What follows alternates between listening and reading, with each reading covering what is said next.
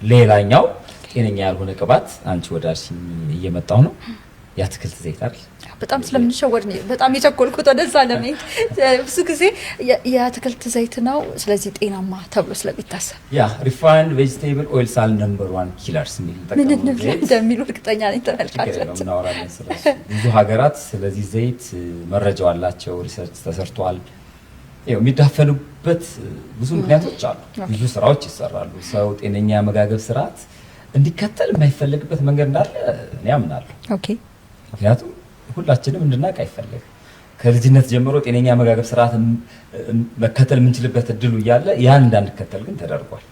በዘፈቀደ ነው ምግብ አይደል የአመጋገብ ስርዓታችን የቀጠለው። አዎ እና ብዙ ሀገራት እንደዚህ አይደለም ፍልስፍናቸው። ዜጎቻቸው ጤነኛ እንዲሆኑላቸው ስለሚፈልጉ አንዱ ወደ ሀገራቸው እንዳይገባ ወይም እንዳይመረት ከሚከለክሉት የዘይት አይነት ውስጥ ሪፋይንድ ቬጂቴብል ኦይልስ የሚባሉት ናቸው። እኛ እንግዲህ የሱፍ ዘይት ነው አይደል ምንድነው የአትክልት ዘይት አንደኛ ፈሳሽ ነው። በእርግጥ ከሚረጋው አንፃር ቅድም ሳቹሬትድ ፋት ይይዛል ካልኩት አንፃር የተሻለ ይመስላል ፈሳሽ ስለሆነ። ኦኬ ነገር ግን ከ26ቱ መስፈርት ውስጥ አንዱ ነው እንግዲህ በሩም ቴምፕሬቸር ፈሳሽ መሆን የዘይት ባህሪ ጤናማ ለመሆን አንድ ጤናማ ዘይት 26 መስፈርቶችን ማሟላት አለ። ከ26ቱ ውስጥ አንዱ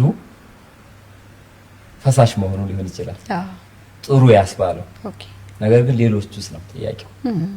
ለምሳሌ በውስጡ ብዙ ትራንስፋት አለው፣ የቅድሞቹን ችግር ያባብሳል ማለት ነው። ቅድም ያነሳቸውን ከትራንስፋት ጋር የተያያዙ የጤና ችግሮችን ያባብሳል ማለት ነው። ሁለተኛ የሚይዘው የኦሜጋ 6 ፋቲ አሲድ መጠን ከኦሜጋ 3 አንፃር 40 እጥፍ ይበልጣል። በጣም ነው የሚያስደነግጠው። የትኛው ነው ብዙ የምንፈልገው? ፋቲ አሲድ በሁለት ይከፈላል ካስታወሽ፣ ኢሴንሻል እና ነን ኢሴንሻል አይደል? ኢሴንሻሎች ሁለት ናቸው፣ ኦሜጋ 3 እና ኦሜጋ 6። ስለዚህ ሁለቱም አስፈላጊ ናቸው ማለት ነው። ከምግብ ኤክስተርናሊ ማግኘት አለብን፣ ነገር ግን መመጣጠን አለባቸው ሬሾአቸው። ኦሜጋ 6 በተፈጥሮ ፕሮ ኢንፍላማቶሪ ነው፣ ኢንፍላሜሽንን ያበረታታ ብግነት ከኢንፍላሜሽን ጋር የተያዙ ደግሞ የጤና ችግሮች አሉ አይደል? ቅድም ስኳር ፋቲ ሊቨርን ጨምሮ። በሌላ በኩል ኦሜጋ 3 አንቲ ኢንፍላማቶሪ ነው። ስለዚህ መመጣጠን አለባቸው። በተመጣጠነ መልክ ነው ሰውነት የሚፈልጋቸው። ከተዛባ ችግር አለ ማለት ነው። በተለይ ኦሜጋ 6 ፋቲ አሲድ ከኦሜጋ 3 አንፃር ጨምሮ የሚገኝበት እድል ካለ ኢንፍላሜሽን ሰውነታችን እንዲከሰት እየፈቀድን ነው ማለት ነው። ኢንፍላሜሽን ጋር ቅድም ለመጥቀስ እንደሞከርኩት ብዙ የጤና ችግሮች ናቸው የሚነሱት፣ ከልብና የደም ቧንቧ በሽታዎች ጋር፣ ከካንሰር፣ ከስኳር በተለይ አይነት 2 የስኳር በሽታ፣ የኮሌስትሮል መጠንን በመጨመር የደም ግፊትን በመጨመር ከልክ ያለፈ የሰውነት ክብደትን በመጨመር የሚታወቅ የፋቲ አሲድ አይነት ነው። መጠኑ ተጨመረ ማለት ነው። ይሄ ዘይት እንግዲህ ቀጥታ ስትገቢ ቫይታሚን ኢ ያለው ከፕላንት እንደተዘጋጀ ነው የሚገለጸው። ከኮሌስትሮል ነፃ እንደሆነ ተደርጎ ነው የሚጻፈው። ነገር ግን ቅድም ባልኩት ችግር ምክንያት ብዙ ሀገራት ክልከላ ያደረጉበት የዘይት አይነት ነው።